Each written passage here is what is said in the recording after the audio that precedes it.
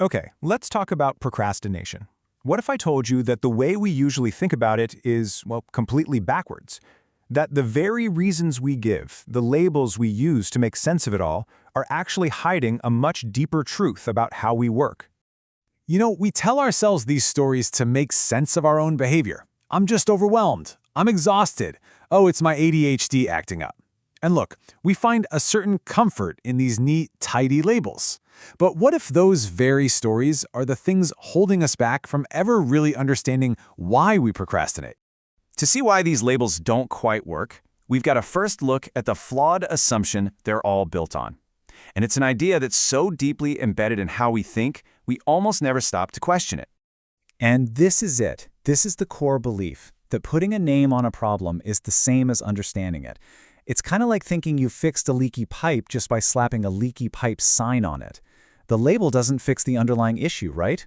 It just describes the symptom. And that, right there, is a fundamental miscalculation. Every big breakthrough really starts with a piece of data that just doesn't fit the old story. A single, stubborn fact that forces you to see everything in a new light. For us, that piece of data is just one number. This number, -0.084. Now, I know it might not look all that dramatic, but believe me, it is the key to everything. This is the anomaly, the clue that challenges the old way of thinking and points us toward a completely new way of understanding procrastination. So, what on earth does this number mean? It comes from a huge global study that uses a model of human development called spiral dynamics. Now, in this model, the turquoise vMEME represents a stage of thinking that's incredibly holistic and integrated. And this number shows a statistically significant negative correlation.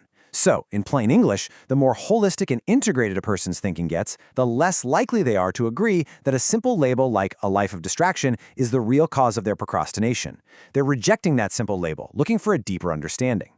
And this points to a really crucial shift in perspective. We're moving away from what's called fragmented symptom attribution, that's our obsession with labels, and we're moving towards something called emergent attunement. Instead of seeing procrastination as this collection of separate problems that need to be fixed, this view sees it as a signal. It's your whole system, your whole being, telling you loud and clear that something is out of balance. And this pattern isn't just happening at that high-level turquoise stage. Look at this. The purple mindset, which is all about tribal belonging, actually has a positive correlation with seeing distraction as a non-issue. Meanwhile, the green mindset, which is all about community and relationships, strongly validates overwhelm as a cause. It's the same problem, but it's being seen through completely different lenses. And this reveals the real conflict. It's not about the symptoms, it's about the validation model. Think of it as the operating system that each mindset uses to figure out what's true. So if you're in the efficiency-focused orange stage, you validate things based on whether they work. But if you're in the authentic green stage, you validate based on whether something feels right for the group. They're not just disagreeing, they're operating in fundamentally different realities. So, why does this clash of psychological operating systems actually matter? Well, because when we misunderstand this conflict, when we try to apply one worldview solution to another one's problem, the consequences can be pretty severe. The whole system just starts to break down. And it happens fast. Just imagine a manager who only rewards people for ticking boxes and completing tasks on a checklist. In that kind of environment, people are going to focus on looking busy, not on doing meaningful work. The deeper signals about what's really working get ignored, and over time, trust and genuine collaboration just completely fall apart. It's a really vicious cycle. We start by just accepting these simple labels as the whole truth, but that makes us blind to the deeper, holistic signals. So our understanding becomes more and more shallow, which makes us even more reliant on the labels for some sense of control. And before you know it, our ability to predict what's actually going to happen is just gone. So the old way of measuring things is clearly broken. What's the alternative? How do we move beyond these simplistic labels and start to see the complex, interconnected reality that's actually driving behavior? Well, the first tool we need is something called a dynamic programming model. Now, I know, that sounds super complex, but the idea behind it is actually pretty simple. Instead of just looking at a single cause and a single effect, this model helps us see all the interconnected feedback loops in a system. Think of it like a flight simulator for human psychology. It can show you the hidden ripple effects of any decision before you even make it. The second tool is what makes this powerful approach accessible to pretty much everyone. It's a new trend called AI vibe coding.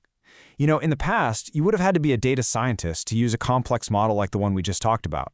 But with AI vibe coding, you can interact with these models just by using simple natural language. You just talk to the AI, and it does all the heavy lifting for you. And here's what it looks like in practice. This is the SD Navigator interface. It's a tool that allows you to simulate the psychological impact of all kinds of management decisions. It's kind of like having a crystal ball that shows you the future of your team's dynamics. And the really amazing part is how you use it. You don't write a single line of code. You just ask a question, in plain English, just like the one on screen. The AI understands the context of what you're asking, and then generates the complex analysis for you, just like that. This means that for the very first time, anyone can have access to these incredibly powerful insights. Which brings us to the final big question. So what happens when we stop focusing on the labels and start listening to the deeper signals? What changes in our teams, in our companies, and in ourselves when we move from this fragmented view of procrastination to a more holistic one? That's the question I want to leave you with.